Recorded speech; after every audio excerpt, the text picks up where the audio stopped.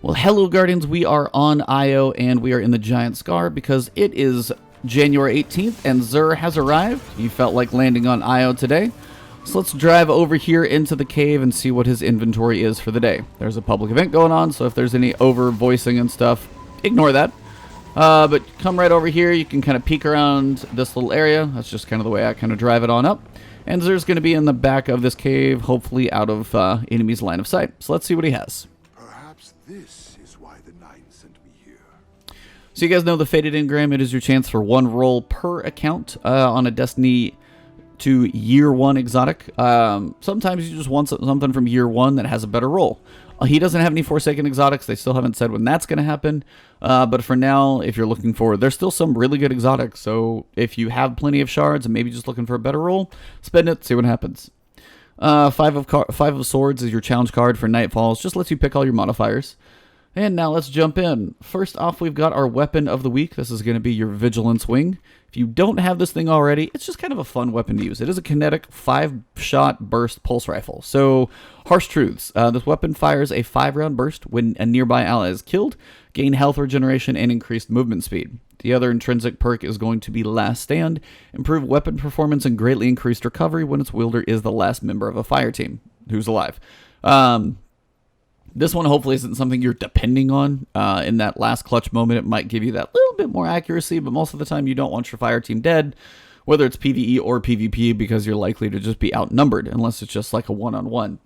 So I don't think this one will get taken advantage of very often, but there's honestly a point where pulse rifles are still really high in the meta. At the start of Forsaken, this thing was really good. It's been outshined by some others, but it's still just a decent pulse rifle. I've still been killed by it a few times in PvP. There are probably better things now, but again, if you don't have that god roll or anything like that, pick it up, try it out, and who knows, maybe it'll get a buff later if it really needs it. I don't know, but again, as it's an exotic and you're not going to be using a heavyweight, a heavy power weapon exotic instead, they are harder to choose. So most of the time I see people with Thunderlords and Sleepers and Queenbreaker and stuff like that. So primary exotic weapons just typically not as commonly seen anymore. But if you don't have it, still a pretty cool weapon, and I always think it looks awesome.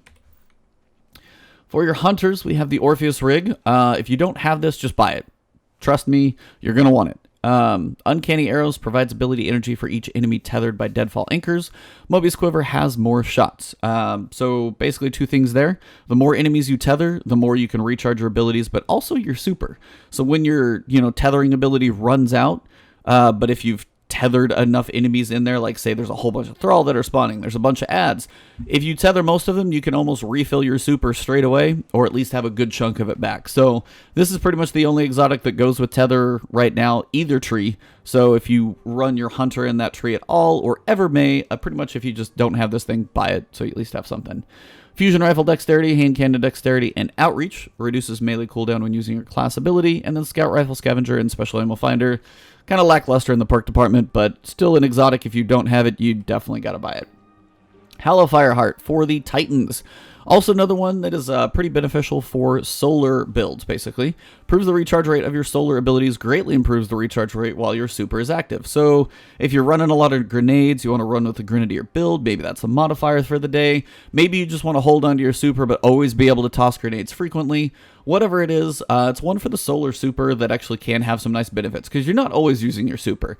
It isn't required all the time. So when you have it fully charged but you're not using it, you can have your abilities up a lot more frequently. So it just has some nice benefits for solar titans kind of all the time. Unflinching bow aim, unflinching fusion aim, and unflinching kinetic aim. Remember, the general categories like kinetic will have less of a perk of, say, bow aim or fusion rifles for their specific types. Then over here we've got Scout Rifle Reserves and Special Ammo Finder. Again, kind of meh, but overall, still one that as a solar titan ever, you probably should have it just kind of in the back, just in case you need it.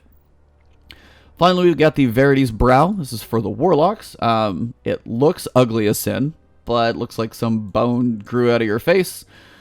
But that being said, it has the 4th magic as an intrinsic perk. Energy weapon kills boost grenade recharge rate for you and your nearby allies. So a pretty general use thing for Warlocks. If you get a lot of energy weapon kills, you love using a certain type of weapon, and it's an energy weapon, you boost your grenade recharge rate for you and your nearby allies. So if you just want to have grenades up more frequently, you don't have any great exotics, it's not terrible. I mean, I'm pretty sure there's others that outshine it, but if this is a first one for you, could be worse, and I'll show you why the helmet is probably worth picking up if, especially, this is an early exotic for you.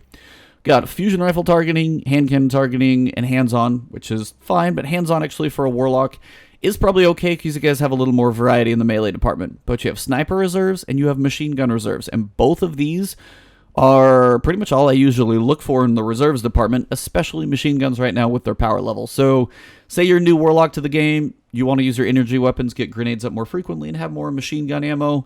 It's kind of hard to argue. So it's not the best. I'm not going to say it is, but it's not one that is going to be terrible. It's general use for any subclass. Doesn't really matter, so you're going to get perks out of it all the time. So it's one of those you can just leave on, forget it, and get your grenades up more quickly, and maybe your allies too. So all in all, not amazing, but one that you might throw in the collection, or at least check the box of the collection if you don't have it yet.